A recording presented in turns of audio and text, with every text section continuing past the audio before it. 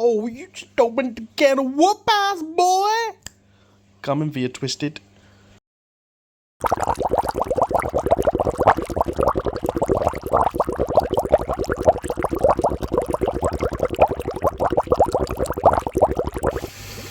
Welcome back to Water Koi for the next instalment. So today is going to be the start of the growing show with a difference.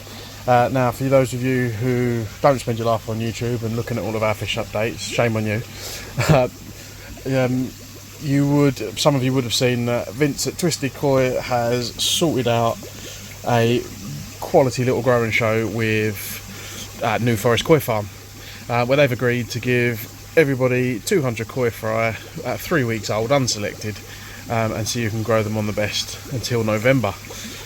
So today I'm going to be running through popping the IBC back together, show you what I've done with my DIY fry rack that I've got in there and explain that to you, and then yeah, we'll go from there. I'm really looking forward to this. I am a competitive beast by nature and I love a bit of fun, so looking forward to what I can learn from different people, and I think it'd be really good for everyone involved, everyone who keeps track of it, to be able to see what all the different people and competitors do in terms of trying to rear these fry. So without further ado, like I said, massive thumbs up to New Forest Koi and to Vince at Twisted, but that is it. That is the end of the niceties. From this point on, we are sworn enemies, and I'm going to kick his ass and anybody else who wants it, so bring it on. Okay, so what I'm going to be doing is I'm going to be doing a fry rack system like I do for my tropical fish on a large scale. So this is a DIY koi fry rack. I don't know if it's going to work. I'm just applying all the principles of stuff that I've tried and tested, what I know does work for this competition. So as I said, my first experience with koi fry. So I'm using this container. I've built myself a frame to go around the edge of it that sits on the outside, which will help it float just out of 32mm waste pipe. And then I'm going to do this so I've got water flowing in and out, clean water, and then the idea being the base of it is easy to clean. With the amount of food I'm chucking in there, I'm not going to get a build up of waste on the IBC. However, it does mean I'm still going to get the full water volume of the IBC, so which will be filtered. I don't have to worry about intakes, outtakes, general physical things that can be a problem with fry. So I'll show you how I put this together. So I've drilled 3 holes out using the hole saw, which you can see, and I'm going to neaten these up into a square, file the rest out, and then I will fit a filter sponge nice and tight in this aperture, and water can flow out of the tub. I'll show you how that looks.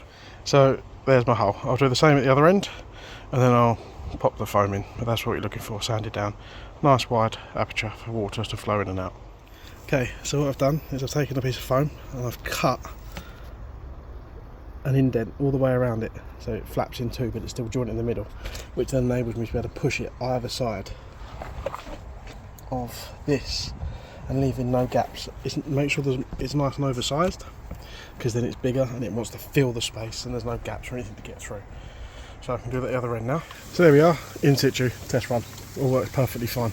So the float's working well, the cage, the pipe, I have glued that in, obviously I don't want it getting in because it will sink it. At both ends are letting enough water through to keep the level nice and steady, even with the whole stream coming through. So very pleased with that. So I can get on with the next step now and start sorting out the pipe work, getting this all sorted out. So again, you can see here straight away I've got the ability to maintain what's going on in here a lot easier. I'll give half of this shade, half of this sunlight as well.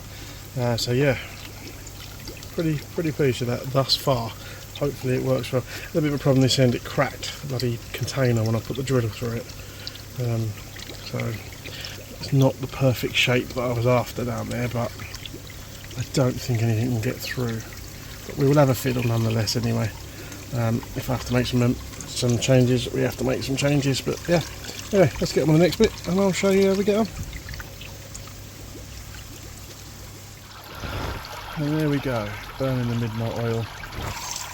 About 9 at night. Just finished off the pipe work on the return, so we are ready for fry, which means we're ready for the smoke, Mr. Twisted. Let's go.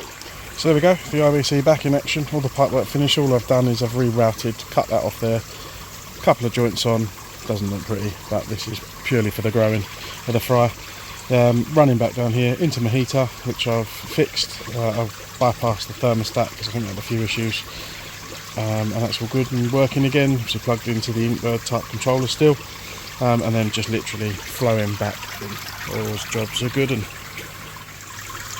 right, so I'm just going to give them a nice good long float. I don't know what the temperature is in the bag, not opening the bag. So just let them come up to temp, which is currently sitting at 25.4. Give them a longer while and we get them in. What I can see, all seems fine. Can't really tell. Bag is too condensation is misted up. You can see some movement just getting about in there. So here we go. Alright, so there we go. They've settled in nicely in a couple of hours. They don't like me standing here. They flit around like buggery with me hanging over them. They're all flying all over the shop. There you can see the system's running, working as intended, and hopefully that gives me exactly what I need. So yeah, pretty excited. What I've got to do now is I've got to set up my rest of my brine shrimp stuff. So I've got one running at the moment, just out of that jar. It's about 12 litres of water, I think, no, 8 litres of water. That's what it's definitely not 12. 8, might even be 6. It's not huge. That is my main food source at the moment. I'm going to be sorting out some other stuff. I've also got to sort this out as well, so just not enough time in the day at the minute, but we will get there. But yeah, so I would imagine at this moment in time, I'm probably, from what I've seen, there's not many people that are running their filter at the minute. This filter obviously is fully functional. The water's coming at the bottom of the IBC, out top, through the sieve, through all the biomedia, and then it's returning back through here, which you can see. So I've got, obviously I've drilled plenty of holes in the return pipe. I might even change this so I'll do the same. And then I've got the 2 elbows facing half in, half out, so the flow's not too mental, but I'm still getting a decent amount of water through. I've also put the disturbance around the foams. Hopefully they'll leave the foams alone, so I don't risk any escapees, but I'm sure you'll want to get out. As I said, it isn't a fry cage, in the sense that there's not a fry net. They get quite dirty quite quickly, fry nets, when I've used them before with the actual bigger fish. So we'll see how this goes. As I said, this is just me trying to use what I've got from my tropical experience and fry and stuff, and just a bigger version of that. Hopefully this enables me to be able to clean the bottom off nice and quickly, nice and easy. It also enables me to be able to concentrate the feed and keep an eye on anything, and then also sorting them out when it comes to the sorting stage. There's not an awful lot I need to do other than turn the water off so I can see what I'm doing. But we will see, we'll see how quick they grow. Be quicker than quick twisteds anyway, because we all know twisted's going to lose, which is all great. And here they are, their first supper, first couple of brine shrimp soups going in. Look at the orange on that, lovely jubbly. Pop it in. Not sure how much you'll see because everything's quite minute, obviously.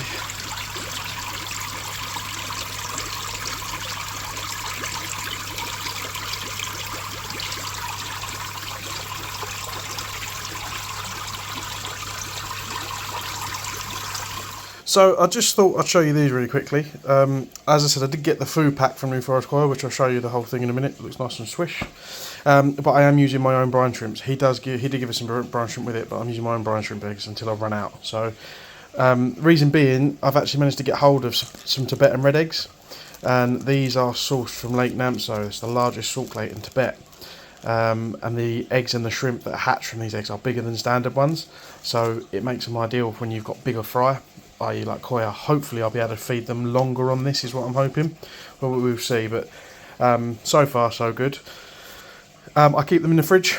Little tip for anyone hasn't kept them before: keep them in the fridge because it simulates the environment where they're dormant. The cysts are sitting there waiting. As soon as you whack them in the warm water, they seem to activate quicker because then the season started and it triggers everything to process to hatch. So yeah, I'm going to pour some of these in there to take them back up to top up the hatchery for now.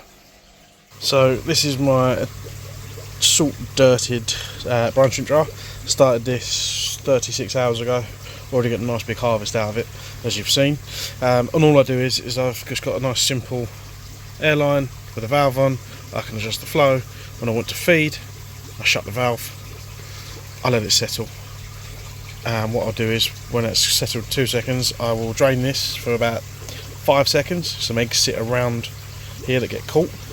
Pour it back in the top. Then I'll let it all settle down properly. The brine shrimp will come to the bottom. These all float to the top, and then I can harvest away. There you go. And here is the rest of the New Forest koi pack, giving you everything we need, including brine shrimp eggs and the different stages, different size pellets for where they need to where they get. So I'll open them up and show them all properly. But yeah, not a bad little package. £100 the whole thing, including delivery, including all the food stages and the 200 fry. And like I said, for me, just to get our hands on unselected fry is quite a big deal. I think you've got a chance of getting something fairly nice out of it. So there we go. Okay, so there you go. That's all the food. So we've got brine shrimp, which is for now. I will be using this, but once I've run out of mine, if I get that far, because I did buy quite a lot of it to make sure I had enough. Like I've already said, mine are Tibetan red ones, so they are bigger. Hopefully that gives me a slight advantage.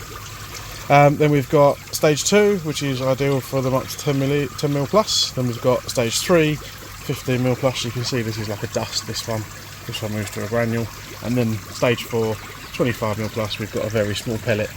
And then this stuff, New Forest Koi Growth, 2 mil, fairly decent sized pellet. I'm pretty sure I've used this before because it's Coppins. I'll have to check with Ricky that all of this is Coppins as well, but I know some of his food is made by them. So this all should be fairly good. I'm going to use it all to begin with. I'm not going to change it up and use sake or anything yet. We're going to give a go on all of this because I think it's a good experiment to see how we get on in the IBC as they'll get a bit bigger as well. So there we go. And you can see the food that we get with it. Exciting stuff. There we go, guys. So thanks for watching. That is it for this one. We'll be back soon with updates on the other two and all the rest of it, but this is going to be my focus for a little while. Everything's going very well over there, but we'll pick up another time. Again, just wanted to say thank you to Twisted Koi and to New Forest for sorting this out. And then obviously to everybody else who's in it as well. Look forward to doing battle with you and having some fun along the way. There's quite a few YouTubers that are doing it. Off the top of my head, I know you've got Seska's Reef and Pond doing it. You've got Far More Koi, obviously Twisted himself, Stoke Koi Adventures, Frankly Koi. There's others as well. I can't remember them all. I can't list them all off, but go check them out as well. You'll see how everyone is doing things completely differently. Remember, like I always say, everything I do is done with what I want to achieve in mind. So bear that in mind. Everyone's got a different idea of where they think they're going to get, what they're going to achieve, and they're going to go about it their own way, which is one of the good things about this hobby. There are a few different ways of doing things, as you can probably see, and I don't think anybody else is probably going to try this setup from what I've seen so far. So hopefully it'll be interesting. Obviously no pressure on me to make this completely foul. The only bit I'm worried about is getting past the fry stage. Once we get past the fry stage, I'm fairly confident that we can do something pretty good with a lot of these. So yeah, just got to not fiddle and get on with it. Anyway guys, as ever, hope you've enjoyed that. Hope you found it useful, stroke entertaining. Please do give us the channel some support. Please give us a like, please subscribe. It is free for you to do, and it does help me grow the channel and show us that what we're doing is wanted and enjoyable. And for everyone else, have a cracking week, and I'll catch you all soon. Thanks for watching.